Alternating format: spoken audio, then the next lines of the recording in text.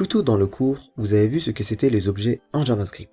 Vous avez appris que les objets qui sont des collections de paires de clés-valeurs, donc si vous avez des propriétés qui sont fortement liées, nous voulons les encapsuler à l'intérieur d'un objet. Voici un exemple. Disons que nous construisons une application pour dessiner différents types de formes comme des cercles, des rectangles, etc.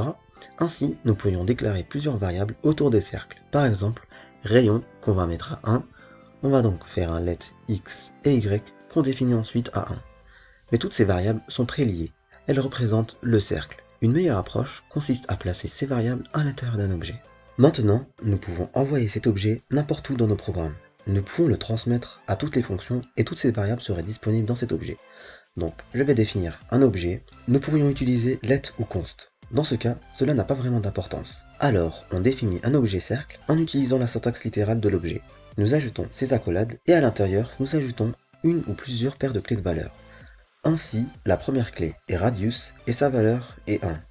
Maintenant, cette valeur que nous avons ici peut être de n'importe quel type en JavaScript. Elle peut être un nombre, une chaîne, un booléen, nul, undefined, elle peut même être un autre objet, ou un tableau ou une fonction. Permettez-moi donc de vous montrer qu'au lieu de définir deux autres paires de clés valeurs comme x et y, je vais ajouter une clé qu'on va appeler location et définir sa valeur sur un autre objet. Maintenant, dans cet objet, nous pouvons avoir deux paires de clés-valeurs ou propriétés. La première est x et la seconde est y. Nous pouvons également avoir une autre propriété ici comme visible et la définir sur un booléen vrai ou faux. Le but d'un objet est donc de regrouper des variables liées.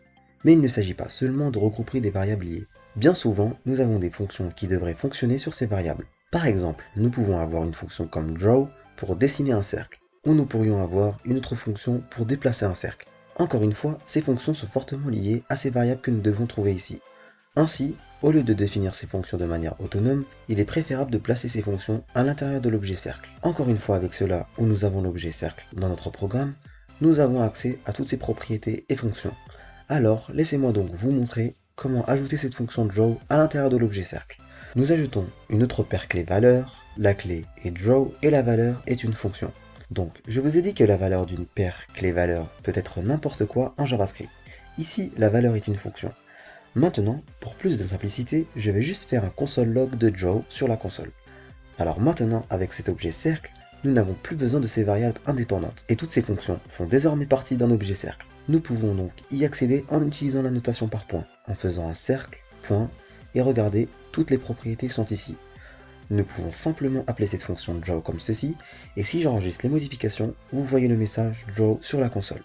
Maintenant, ce que vous voyez ici, c'est ce que nous appelons la programmation de style orienté objet. Programmation donc orientée objet, également abrégée en POO. La programmation orientée objet est essentiellement un style de programmation où nous voyons un programme comme une collection d'objets qui communiquent entre elles pour effectuer certaines fonctionnalités.